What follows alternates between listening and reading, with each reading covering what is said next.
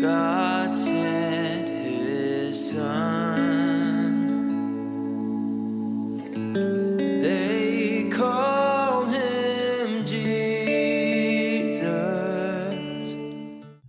Boa noite, meus queridos. Mais uma vez nós estamos aqui no nosso curso Batismo e Membresia, né, que faz parte do curso de Fundamentos da Visão do MDA. Eu quero falar com os irmãos mais um pouquinho sobre esse curso, não o curso todo, né, não os cursos todos de Fundamentos, mas sobre esse curso que nós estamos dando, que é Batismo e Membresia, que ele se divide em alguns capítulos, né? Nós já falamos sobre o batismo bíblico, nós falamos para os irmãos o que a Bíblia nos ensina sobre o batismo, a importância do batismo, quem é convertido vai querer se batizar, vai se batizar, o batismo é por imersão e não por aspersão, né? Se a pessoa não se converter, a pessoa não pode se batizar, porque senão ela vai entrar na água seco e vai sair molhado, só isso que vai acontecer na vida dela. O batismo não pode ser para crianças, porque criança não tem entendimento, não sabe ainda a realidade do pecado, não sabe o que desagrada a Deus.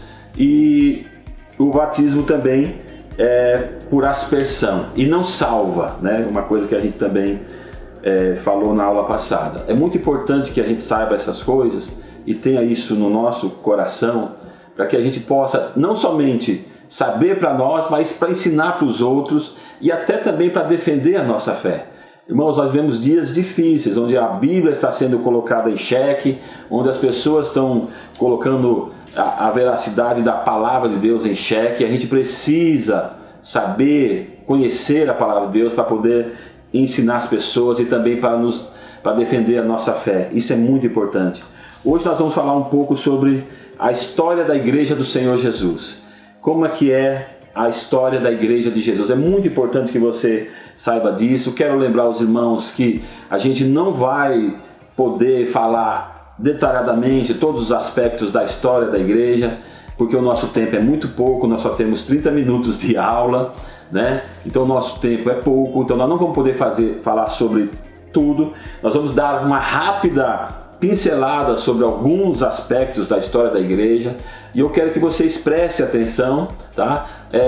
Depois nós vamos fazer algumas perguntas, umas perguntas simples tal, para que vocês possam memorizar melhor, mas é importante que vocês prestem atenção, que vocês fiquem atentos aí ao que está sendo ensinado aqui. A história da igreja do Senhor Jesus Cristo. Em Mateus capítulo 16, versículo 18, Jesus diz: eu edificarei a minha igreja e as portas do inferno não prevalecerão contra ela. É importante que se diga que Jesus não fundou nenhuma instituição religiosa. Jesus não fundou. Ele não fundou a batista, a presbiteriana, católica, assembleiana, restauração. Ele não fundou nenhuma igreja. Jesus não colocou nenhuma placa com nome de igreja. Não. Jesus fundou a sua igreja. O que é a igreja de Jesus? A igreja de Jesus é composta de todos aqueles que um dia se converteram, se arrependeram, creram em Jesus, né? Em todas as épocas, em todo o tempo, em toda a face da terra. Essa é a igreja de Jesus. É essa a igreja que ele vai buscar. Ele não vai buscar a igreja A, igreja B, igreja C, igreja D. Ele vai buscar a sua igreja. Ele só tem uma igreja. Ele só tem um corpo. Mas é lógico que existem várias igrejas, né? Existem várias denominações, porque cada uma, né, tem o seu jeito, tem a sua função, tem o seu foco, mas de todas essas igrejas, aqueles que estão dentro delas e se converteram a Jesus, essas pessoas fazem parte do corpo de Cristo. Até mesmo na católica romana tem gente lá convertida. Eu creio nisso. Nós temos conhecimento de testemunhos de pessoas que se converteram nessa igreja. Muitos até saíram de lá porque não foram bem aceitos, mas outros continuam lá falando de Jesus, testemunhando de Jesus, crê em Jesus somente como único e suficiente Salvador. Então todas essas pessoas, não importa a denominação que ela faça parte, todas elas pertencem a Jesus, fazem parte do corpo de Cristo. Assim também como tem muitas pessoas dentro das igrejas e nem todos são salvos, nem todos ainda são convertidos, né? A gente sabe disso, que tem pessoas que estão nas igrejas, mas não são convertidos ainda, não são salvos ainda, não são de Jesus. Eu creio que eles vão ser salvos um dia. Eu creio que a palavra vai tocar, e um dia eles vão se arrepender e se converter de verdade, tá? Então Jesus não iniciou nenhuma denominação, ele não instituiu nenhuma instituição humana, nunca, jamais ele fez isso, tá? O que Jesus fez foi instituir a igreja espiritual. Essa igreja sim, a igreja que lavada, remida pelo sangue dele, que está aí espalhada em todos os cantos desse mundo, essa igreja sim ele começou, tá bom? Então não pense que Jesus começou alguma denominação. Se uma pessoa não se converter de verdade, não faz parte da igreja de Jesus, não faz parte, ela não é de Jesus. Aí, a pessoa tem que se converter, a pessoa precisa se converter, precisa de Jesus, precisa tomar uma atitude de arrependimento, de fé e vir para Jesus, para que ele possa fazer parte da igreja do Senhor. Barulho ali fora, né? Esperar um pouco. Muito bem. Vamos lá. A igreja de Jesus é a comunhão de todos os santos que se chama pelo seu nome em todos os locais, em todas as épocas. Já falei isso para os irmãos, então tá bem dito aí. Os irmãos, por favor, memorizem. Vamos lá. Como é que se deu o crescimento da igreja e a perseguição da igreja nos primeiros séculos? Durante os 3 primeiros séculos, queridos, eu estou falando de história da igreja, então vamos falar da igreja também, do que aconteceu com a igreja, da perseguição que ela sofreu. Durante os 3 primeiros séculos, a igreja foi muito perseguida, principalmente por parte do governo romano, né?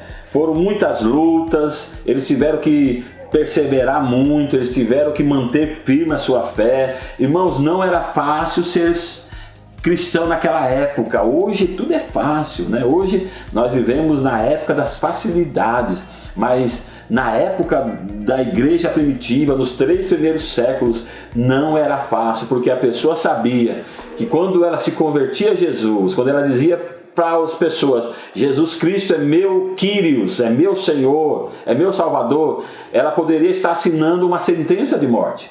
Porque naquela época, ser cristão era como se fosse um crime. A pessoa seria perseguida, a pessoa seria muitas vezes presa e até morta, tá bom? Então era muito difícil ser cristão naquela época. Foram muitas lutas, mas graças a Deus, eles se manteram firmes, eles perseveraram, eles não abandonaram a fé e o Evangelho chegou até nós. Muitas vezes a gente não agradece, né? O tanto que essas pessoas do passado fizeram, sofreram para que o Evangelho chegasse até nós. Glória seja dada a Deus pela vida desses homens, dessas mulheres que perseveraram. Bom, a primeira perseguição que nós vemos lá é pelos próprios judeus, né? Jesus Cristo foi perseguido por eles, foi até preso por eles, vocês sabem disso. Os religiosos da época perseguiram a Jesus, até prenderam Jesus, depois levaram ele ao julgamento com Pilatos. Ele foi condenado porque o povo pediu, e aí ele foi crucificado. Mas graças a Deus, nosso Senhor ressuscitou ao 3º dia e hoje está vivo junto do Pai, à direita do Pai. Os apóstolos também foram perseguidos.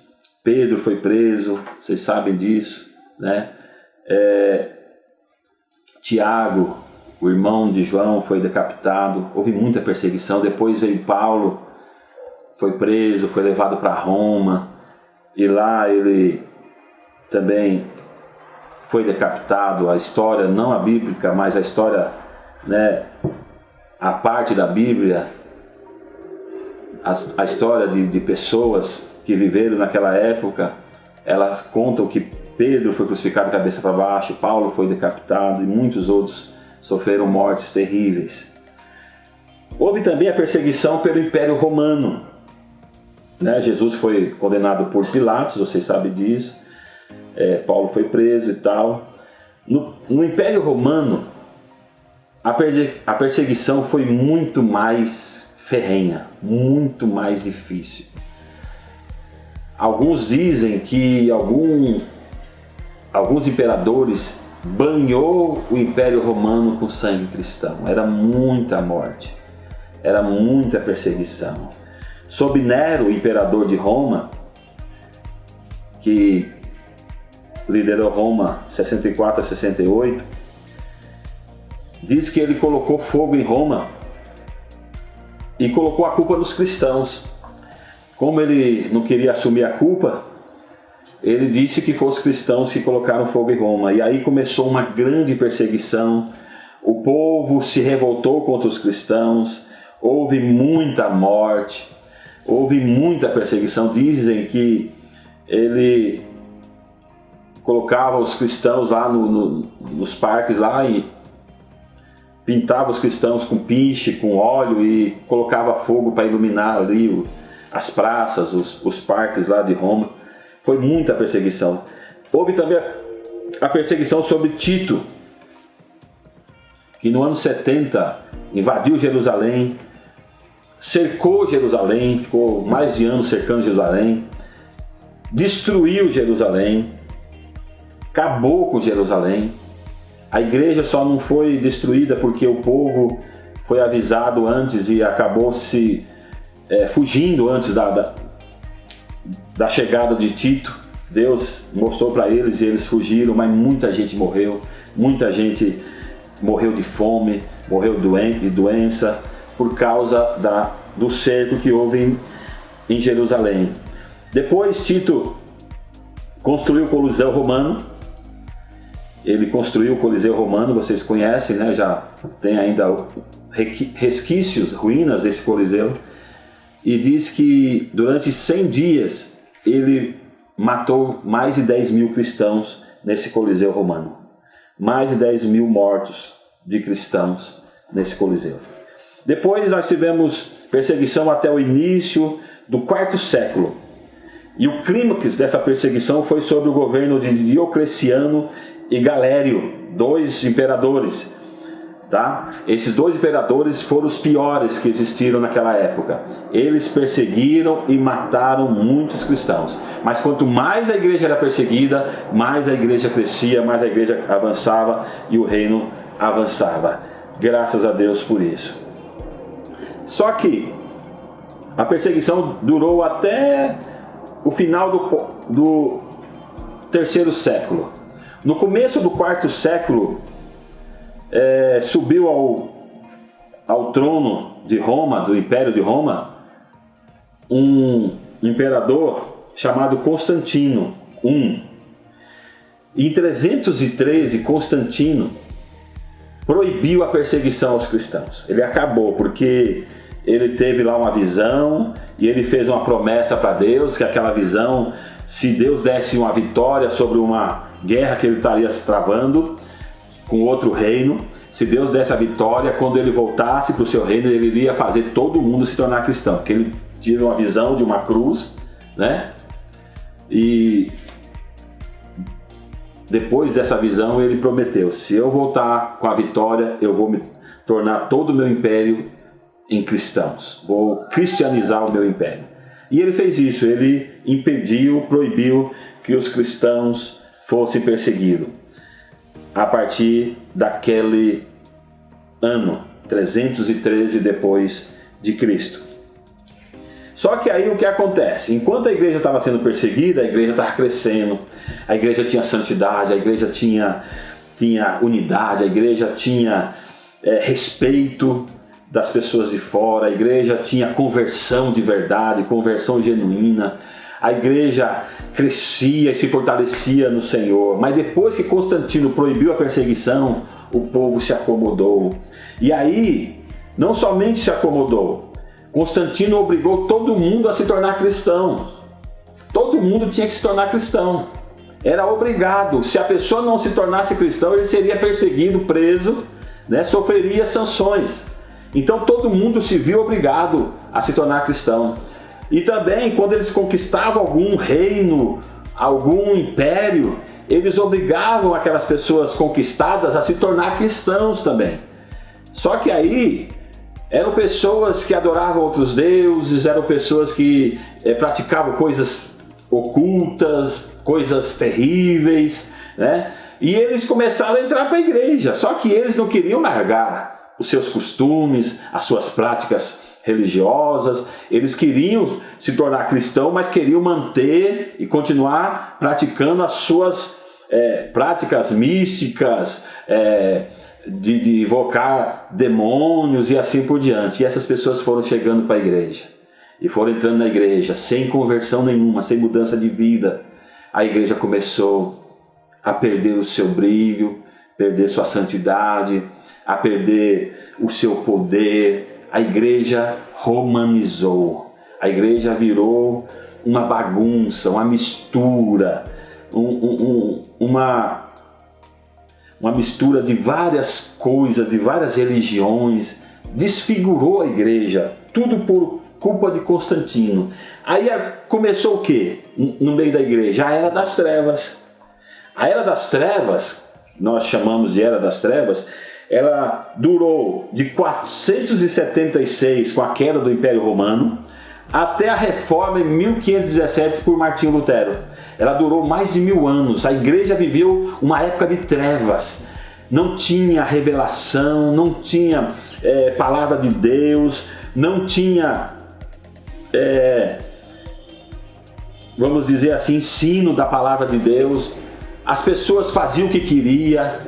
A igreja, ela começou, né, os líderes da igreja a ter muito poder, ter, como se diz, ingerência até em reis, até imperadores. Começou a surgir o Papa, começou a surgir o papado, começou a surgir um monte de coisas, as indulgências, começou muita coisa acontecendo na igreja de Jesus. Aquela igreja lá que começou no primeiro século, ela viveu uma era de trevas.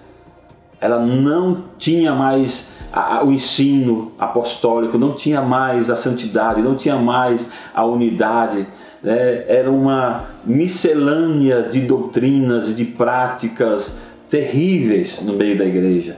E é o que nós vemos sempre, né, acontecendo nas igrejas.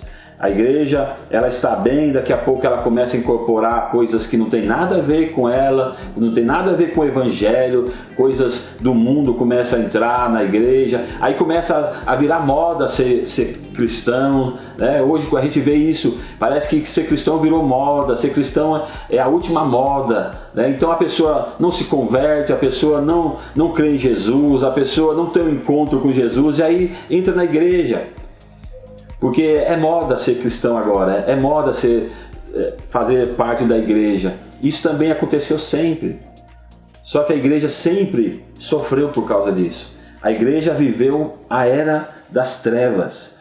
Durante esse período, queridos, reinava a ignorância, as pessoas não tinham conhecimento da Bíblia, as pessoas eram proibidas de estudar a palavra, só tinham acesso à Bíblia os bispos, os papas e os padres.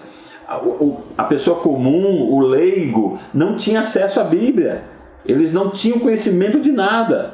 A igreja dominava tudo. A vida social, a vida religiosa, a vida política, mandava em tudo na Europa. E o conhecimento era proibido. Ninguém poderia estudar, ninguém poderia saber, a não ser quem fizesse parte do clero da igreja. Tudo era filtrado pela igreja. Ninguém poderia fazer nada fora da igreja. Nada. Tudo tinha que passar pelo crivo da igreja da época. Época muito difícil. Muito difícil. Mas a partir do século XV, do ano de 1400, depois de Cristo, começa na Europa umas pessoas a se levantarem. As pessoas começaram a buscar cultura, buscar conhecimento, né? Começaram a ter sede por conhecer as coisas, começaram a procurar saber e conhecer a Bíblia. Essa era é chamada de renascimento. Começou a surgir, pipocar aqui e ali muitos homens, né, procurando saber as coisas, percebendo que alguma coisa precisava fazer pela igreja, que a igreja estava mergulhada nas trevas. Então eles se levantaram e começaram a estudar, a buscar o ensino, o conhecimento, e aí começou o renascimento. Foi nessa época que começou as grandes descobertas, né? As descobertas da América, do Brasil e de outros continentes, porque as pessoas começaram a se importar em conhecer mais, em aprender mais. E durante essa época houve uns prenúncios da reforma. Eu sempre falo para os irmãos que Deus sempre tem seu remanescente. Deus nunca deixa a igreja na mão. A igreja pode passar o que for, pode ter as situações que for, pode passar por dificuldades, perseguição, pelas trevas, como a igreja na Idade Média passou, mas Deus sempre tem um remanescente. E nessa época surgiu alguns homens que se levantaram para combater essas doutrinas de homens, essas doutrinas até demoníacas dentro das igrejas. Eles arriscaram as suas próprias vidas para trazer um pouco de luz, para trazer um pouco de conhecimento a respeito de Deus e da sua palavra para o povo que não conhecia nada, que não tinha acesso a nada. Então, dentro desses homens, nós podemos destacar William Tyndale, John Hus, Girolamo Savonarola, John Wycliffe, etc. Esses homens são os pré-reformadores.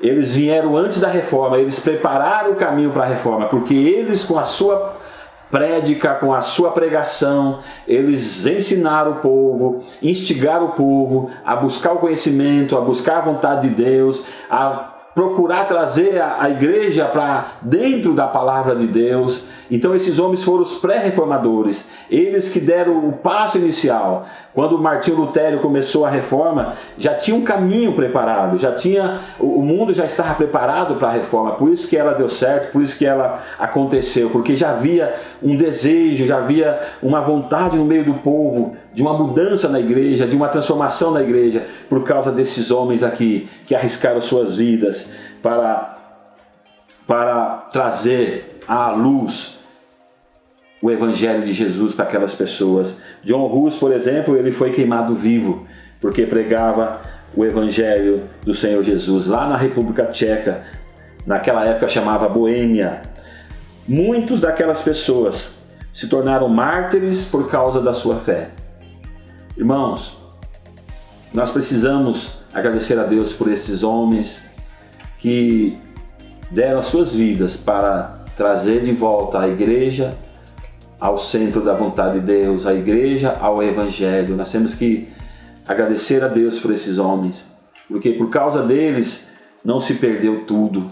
Por causa deles a igreja está de pé, a igreja está viva. Hoje nós enfrentamos também muitas coisas no meio da igreja, muitas doutrinas entrando no meio da igreja. Nós temos que tomar cuidado, nós temos que saber qual é a vontade de Deus para não aceitar essas doutrinas de homens e até de demônios no meio da igreja. Nós precisamos conhecer a palavra de Deus.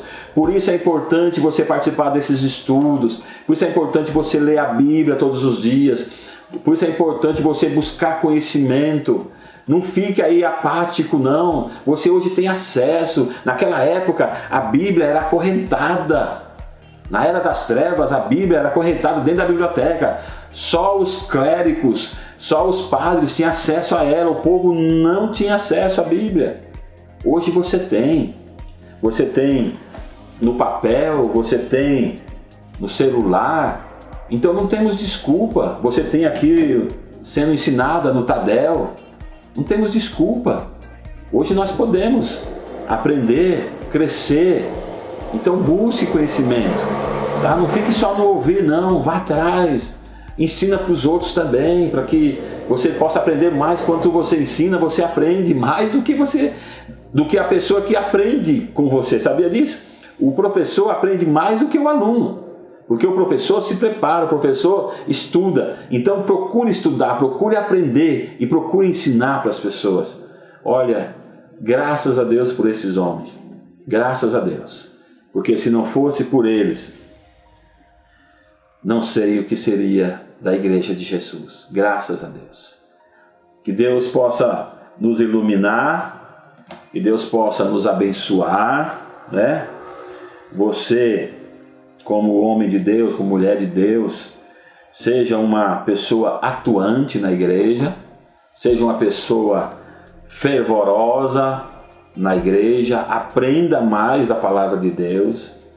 Você tem acesso a muitas coisas, você tem liberdade de estudar, de aprender, então aprenda. Não fique parado não, porque enquanto nós estamos parados, o diabo está aí agindo, o diabo está aí procurando tirar a igreja do centro da vontade de Deus, tirar a igreja do propósito de Deus. Olha quantas lutas nós passamos, quantas lutas, não só a nossa igreja, mas todas as igrejas.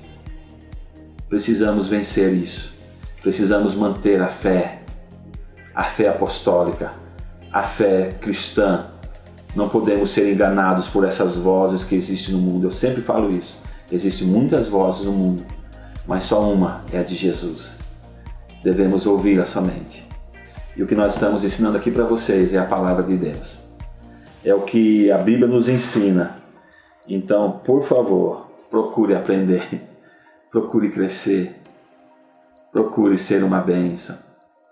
Eu creio que você vai ser uma bênção em nome de Jesus. Vocês que estão aí assistindo, participando dessa aula online, vocês vão ser bênçãos em nome de Jesus.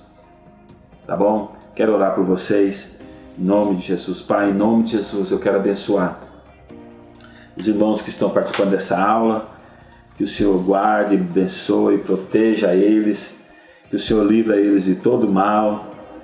Senhor, a igreja passou por tantas lutas, por tantas dificuldades durante esses séculos, mas o Senhor sempre manteve, Pai, o remanescente fiel. Eu creio que nesse tempo também de muitas lutas, a igreja sendo bombardeada, a palavra sendo bombardeada, estão querendo tirar Jesus do centro da vida das pessoas, querendo tirar o Senhor como soberano sobre todas as coisas. Nós precisamos mantermos firmes, fiéis à palavra do Senhor, que possamos guardar a Tua palavra, que possamos defender a Tua palavra, que possamos amar a Tua palavra, que possamos amar o estudo, o ensino, em nome do Senhor Jesus. Muito obrigado, Pai, pela vida de cada irmão, de cada pessoa que está participando dessa aula. Que o Senhor abençoe, que o Senhor guarde, que o Senhor proteja, em nome do Senhor Jesus. Amém e amém. Nos vemos na próxima aula, na próxima terça-feira, tá bom? Que Deus abençoe vocês. Não falte, participe, seja fiel, que Deus vai te abençoar. Amém?